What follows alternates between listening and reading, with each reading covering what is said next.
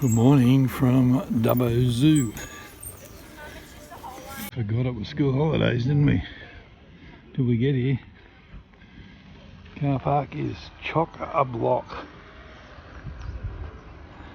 We've opted to go around on our bikes. Looks like everybody else has to. Well, hopefully we'll have a nice day.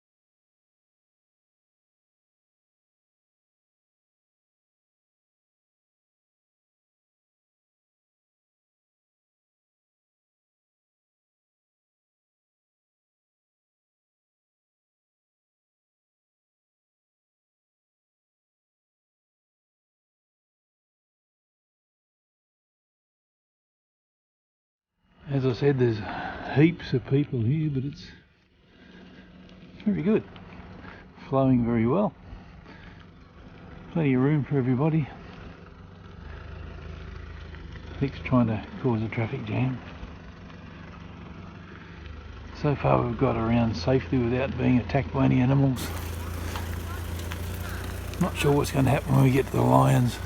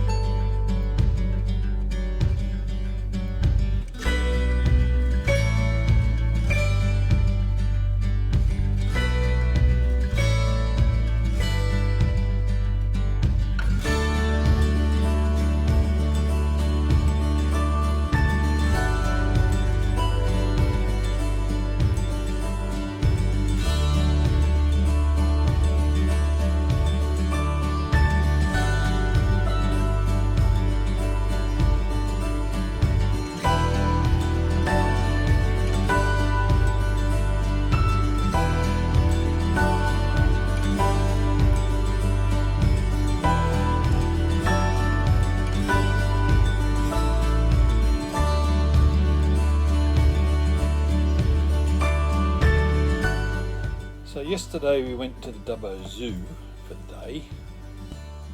Been wanting to go there for ages.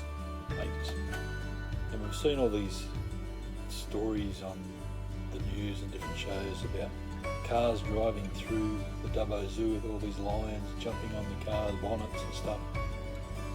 So that's what we expected for the lions.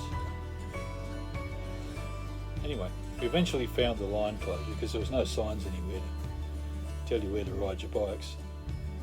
So what did we find at the lion enclosure? Well, we had to look for a long time, but eventually we found one lion asleep over the back, where you had to stand up on a log or walk up the top of these stairs to be able to even see him. There was one lion lying on his back sunbaking. Yeah, I couldn't even tell he was on his back. So, a bit disappointed? Yeah, and it was the same with the cheetahs. Yeah, there was one cheetah. And he was You can only see one lion. That's really what we went there for, just to you see all this stuff. We thought we'd at least get chased. Yeah. We had fingers crossed. We're on the bike, so we thought it would have been adventurous to get chased by a lion, but it didn't happen. The rest of it was good. Yeah, it was nice that the animals had a lot of area, like to roam. Yeah. More than they would get in a normal zoo. The hippos weren't in front of me. But we went to Mogo Zoo last week. Not last week.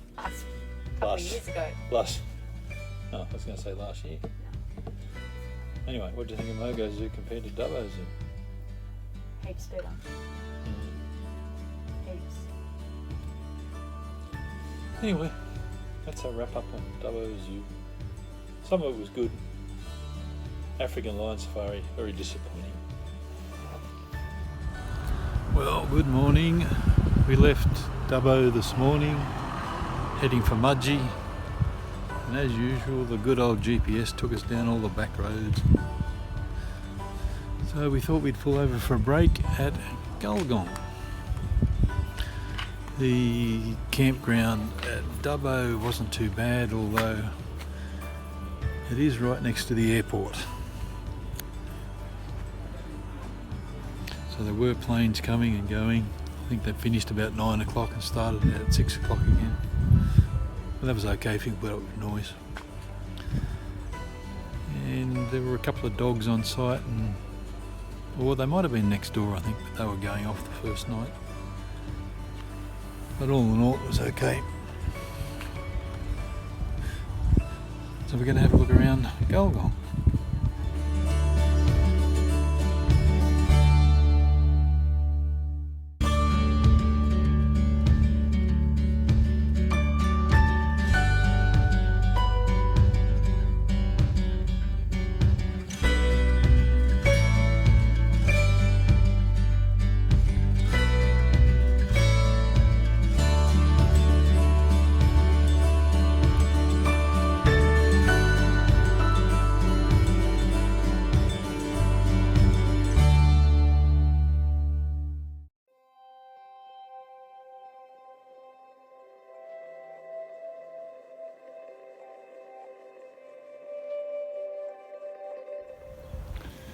We're at Red Hill at Gulgong, where they first discovered gold in Gulgong.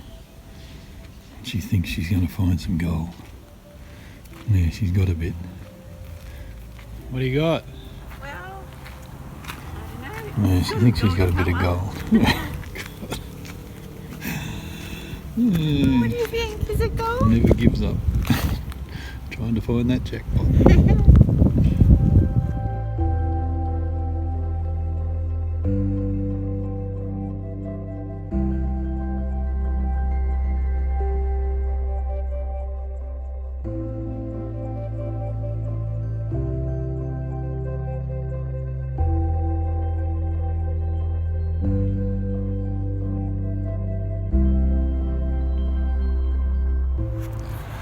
This is the Mudgee Showgrounds. It's $15 a night unpowered with water. I think 22 power in water. Very popular, as you can see. Nice and green. There's a brand new amenities block being built over there. There's a dump point, and we've just ridden into town. It's probably a kilometre and a half into town. Nice flat walk or ride. Everything in town you need as well. So far, a good spot. I've just emptied our cassette, and I thought maybe it's a good time to repeat this tip that I did on a few websites a couple of months ago. The cassette for the toilet is a sealed unit, and sometimes when you're travelling when it's hot, or you shake it around and it's got a bit of stuff in it already, it builds up pressure.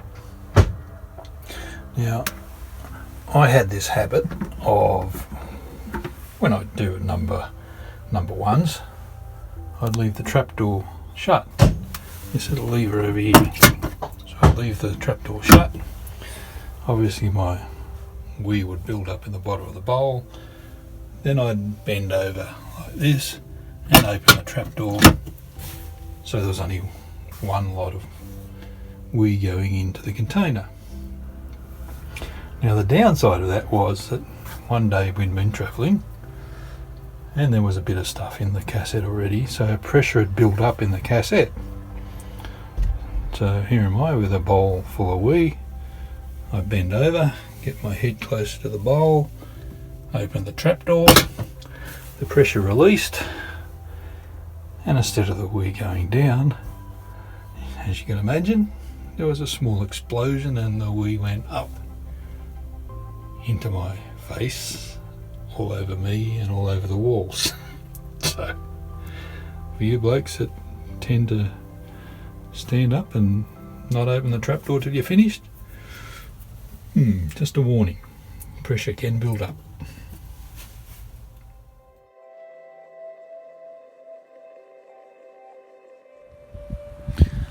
We're at the Mudgee Showgrounds. It's on Wikicamps.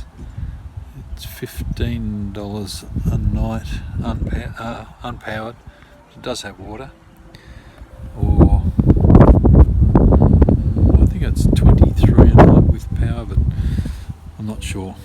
But anyway, we're sitting around waiting for the caretaker to come around yesterday to take our money. Anyway, this guy turns up and he walks over and I start talking to him and I said, "Mate, I know you." And he said that I look familiar as well. Anyway, then it hit me. I gave the young bloke a job when I used to work at HCF Finance Company in Sydney. He needed work experience or life experience before he could join the police force. So I gave him a job for 12 months, which he did really well. Then he left and joined the police force, never to be heard from again. Bloody 38 years later, here we are out in bloody Mudgee, and he's a caretaker. After being in the police for 23 years and doing all sorts of other stuff.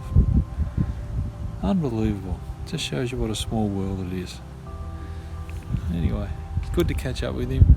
His sister actually lives in Coffs Harbour as well, so he's going to give me a call next time he's up and we'll meet up for a few beers. Small world. This morning we've come to a place called The Drip in the Goulburn River National Park. It's supposed to be one of the highlights of the area. We'll see how it goes. 2.8 kilometres return, 1 to 1.5 hours, and grade 4. There's caves too. Where? Cave shelter. Ah.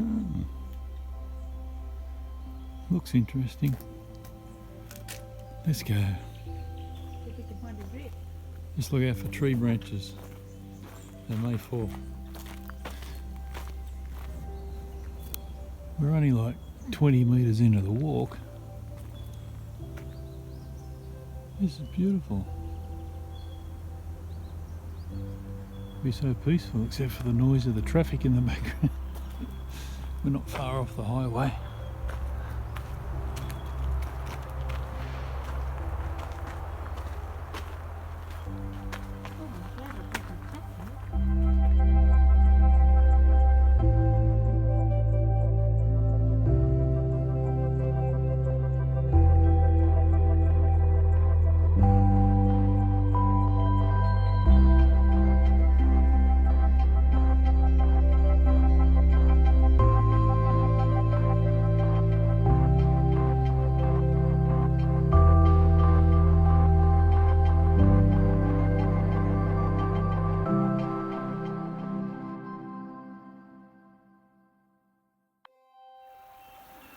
I don't think the photos do this place justice. This is just spectacular.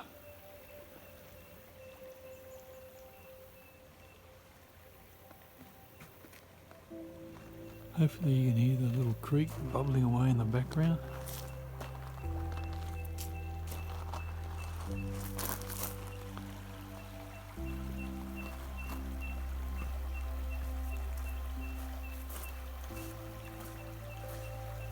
What do you think of this spot?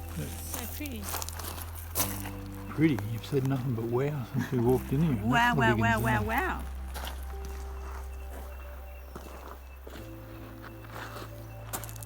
It's amazing, isn't it? The rock formation.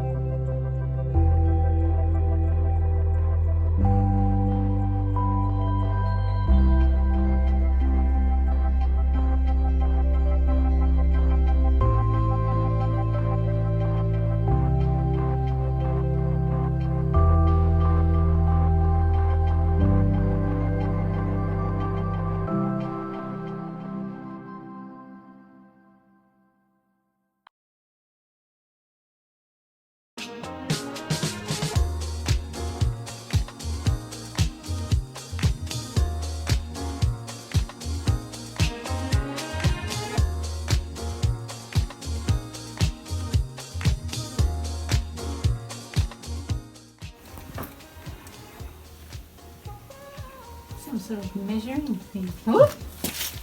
Whoop! Landslide. What? Looks like a chimney stack up there on yeah. top of the cliff. Yeah. Oh.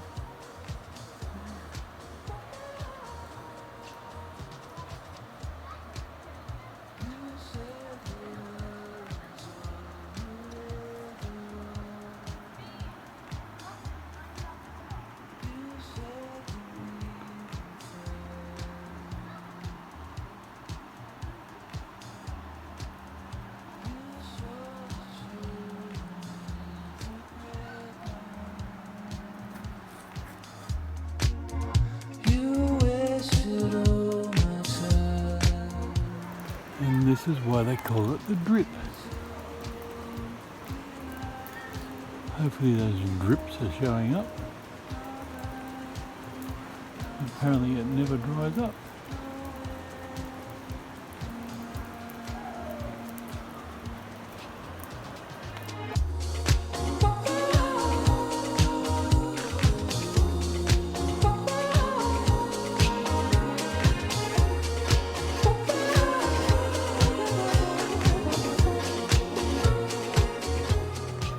Well, we've been to the wineries this morning and blown the budget. Right out of the water. Blown the budget with 2 bottles of wine and what's that? Macadamia honey. Macadamia honey. Macadamia in honey. So now we'll have to go to Coles and get a $2.50 pizza because that's all we can afford for dinner. Yes, or eggs. We just needed to fill up with fuel before we hit the road again tomorrow. And all the servos in the main street or in the main centre of Mudgee were $1.50.9 per litre for diesel. So I went on the Fuel Watch app because I thought that was a bit excessive. And there's a Shell, which was about maybe a kilometre out of town. And I went there, and their advertised price was $1.33.9. So I thought, oh, fair enough. So I went in there and filled up. It was owned by Indians, like most of them are. Anyway, I got talking to the bloke and had a few laughs and carried on. He gave me an extra 2 cents a litre discount. So I paid $1.31.9 instead of $1.50.9. It'll be 20 cents a litre. So that's like, say, $17. So if you don't use it, use the Fuel Watch New South Wales app or website. Save yourself a fortune.